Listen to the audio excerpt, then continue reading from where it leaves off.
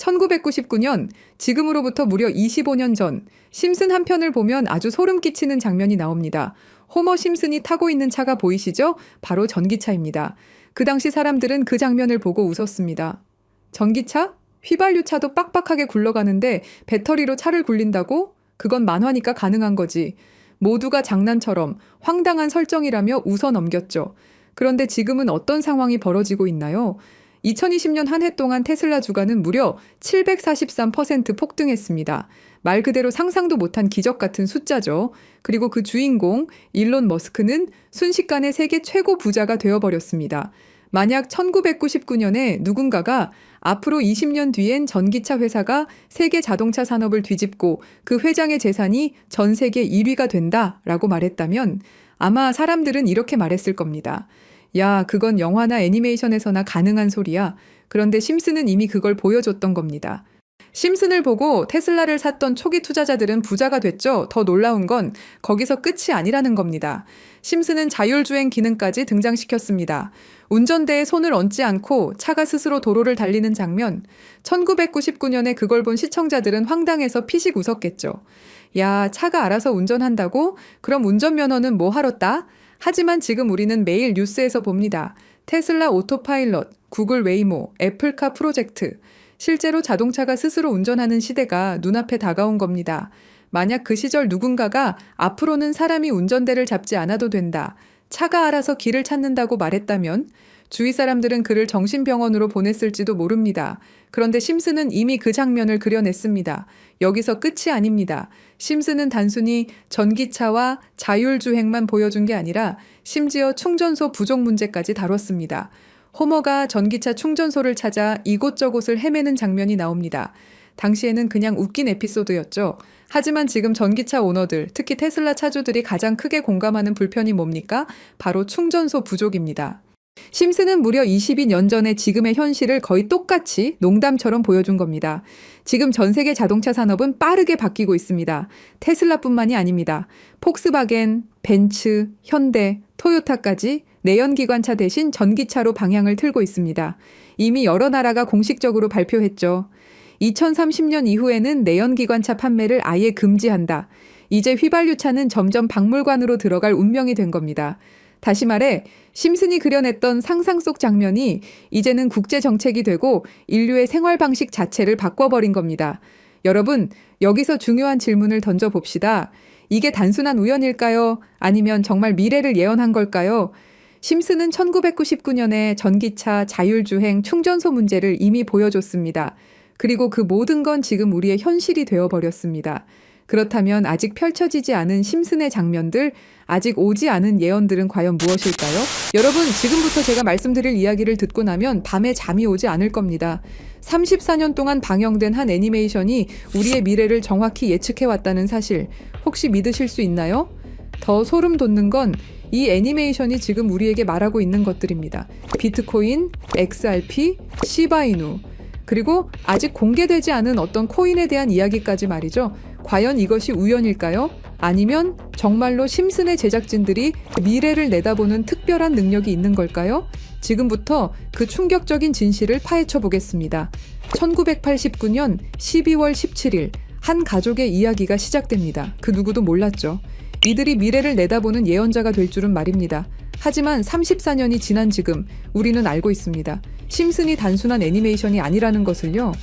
2000년 심슨 가족에서 리사가 대통령이 되어 트럼프 대통령이 남긴 예산 위기를 물려받았다고 말했습니다. 당시 트럼프는 단순한 부동산 사업가였죠. 그런데 16년 후 2016년 실제로 대통령에 당선되었습니다. 이것만이 아닙니다. 심슨은 매트릭스4 제작, 레이디 가가의 슈퍼볼 공중 퍼포먼스, 화상통화 기술, 애플워치까지 예측했습니다. 가장 놀라운 건 1997년 에피소드에서 러시아 우크라이나 갈등을 그려냈는데 25년 후인 2022년 실제로 전쟁이 일어났다는 것입니다. 확률 전문가들은 이런 적중률이 수학적으로 거의 불가능하다고 말합니다. 10억 분의 1보다 낮은 확률이죠. 과연 이것이 단순한 우연일까요? 그런데 여러분, 1997년에 방영된 또 다른 에피소드를 보시겠습니다. 화면에 크립토반이라고 적힌 건물이 등장합니다. 크립토, 들어보셨죠? 암호화폐를 뜻하는 크립토커런시의 줄임말입니다. 1997년이에요, 여러분. 비트코인이 세상에 나온 게 2009년입니다. 무려 12년 전이죠. 그 당시에 크립토라는 단어를 사용한 사람이 과연 몇 명이나 있었을까요? 더 놀라운 건 같은 에피소드에서 인터넷 쇼핑, 화상통화, 스마트 디바이스까지 모든 게 현실이 됐다는 겁니다. 심슨은 단순히 암호화폐라는 단어만 예언한 게 아니었어요. 디지털 혁명 전체를 내다보고 있었던 거죠. 지금 생각해보세요. 1997년에 누가 상상이나 했겠습니까? 컴퓨터로 만든 가상의 돈이 실제 돈보다 비싸질 거라고. 하지만 심슨은 이미 알고 있었습니다.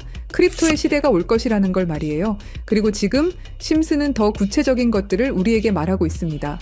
그리고 진짜 충격적인 건 지금부터입니다. 스프링필드의 최고 부자 미스터 번즈, 그가 무서워하는 게 있습니다. 바로 새로운 억만장자의 등장이죠. 해당 에피소드를 자세히 보면 이 새로운 억만장자가 만든 건 새로운 형태의 화폐 시스템입니다. 기존의 은행 시스템을 완전히 뒤바꿀 수 있는 혁신적인 기술이라고 묘사되어 있어요. 더 구체적으로 들여다보면 이 시스템의 특징들이 나옵니다. 은행의 핵심 기능인 거래 기록 보관, 자금 이체, 신용평가 등을 모두 디지털화하고 자동화한다는 설정이죠. 이게 뭘 의미하는지 아시겠죠? 바로 블록체인 기술입니다. 그리고 이 프로젝트가 받은 투자 금액이 얼마인지 아세요? 3,500억 원 이상입니다. 실제로 최근 블록체인 기반의 금융 프로젝트들이 이 정도 규모의 투자를 받고 있어요. 미스터 번즈가 두려워하는 이유를 생각해보세요. 기존 금융 시스템의 기득권층에게는 위협적인 존재겠죠. 중앙화된 권력을 탈중앙화로 바꾸는 기술이니까요. 심슨은 단순히 새로운 코인의 등장을 예언한 게 아닙니다. 전체 금융 시스템의 패러다임 변화를 내다보고 있었던 거예요. 이제 정말 충격적인 발견을 공유하겠습니다. 심슨의 여러 에피소드를 분석해보니 특정 알파벳들이 의미 있게 배치되어 있더라고요. 이가 크게 강조되는 장면, 이더리움의 E입니다. B가 등장하는 장면, 비트코인의 B죠. D는 도지코인, L은 라이트코인, F는 파일코인, 그리고 SH는 시바이누를 의미합니다. 이게 정말 우연일까요? 특히 시바이누의 경우를 보세요. 프링크 교수가 시바이누 관련 신문을 들고 있는 장면이 나옵니다. 그리고 실제로 최근 저스틴 선이라는 거대 투자자가 시바이누를 대량으로 매집했다는 뉴스가 나왔어요. 더 놀라운 건 각 코인의 등장 순서가 실제 시장에서의 주목받는 순서와 비슷하다는 점입니다. 비트코인이 먼저 나오고 이더리움이 뒤따르고 알트코인들이 차례로 등장하는 식으로 말이에요. 그리고 여기 밑에 다 풀어놓은 방정식의 마지막 퍼즐 Q, E, W, 저는 지금 이 부분에 집중해 볼 필요가 있다고 생각합니다. 위에 코인들이야 이미 이전에 발견하셨던 분들은 큰 수익을 내셨지만 아직까지 Q, E, W 이 부분에 대해서는 의문점들이 많이 남아있죠. 그리고 미스터 번즈가 두려워하는 이유, 이걸 생각해보면 암호화폐 기술 중에 뭐가 있었죠? 맞습니다.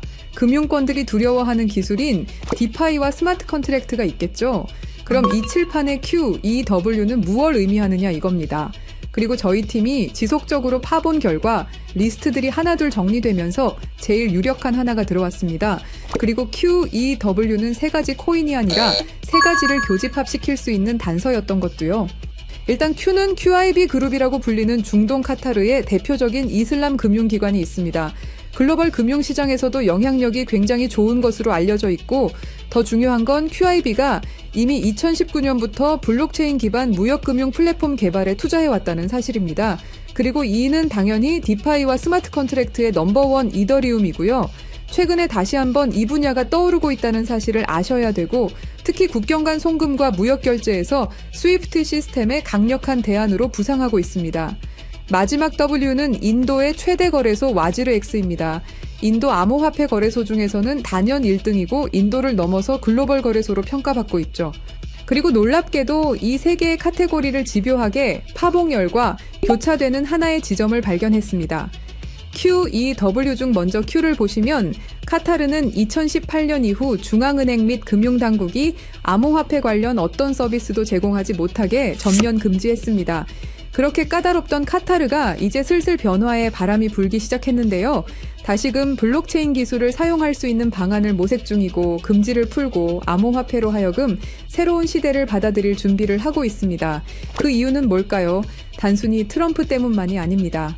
카타르는 2030 국가 비전의 핵심 전략으로 디지털 경제 허브 구축을 목표로 하고 있고 2022 월드컵 이후 글로벌 금융 중심지로 도약하려는 야심찬 계획이 있습니다. 트럼프와 카타르는 최근 행복한 동행을 시작했습니다. 2조 달러 규모의 파트너십을 약속했고 심지어 카타르는 트럼프에게 항공기까지 선물하면서 미국의 지원을 받기 위해 고개를 숙이는 모습을 보여주고 있죠. 그리고 트럼프가 암호화폐를 글로벌하게 키워가려고 하고 있기 때문에 트럼프의 마음에 들기 위해서 이렇게 노력을 하고 있는 거죠. 자, 그럼 여기서 Q, E, W의 E가 나옵니다. 트럼프는 대통령이 된 이후 암호화폐 시장을 끌어올리기로 했고 그 테마로 떠오르고 있는 게 바로 스테이블 코인과 디파이입니다. 이게 무슨 뜻이죠?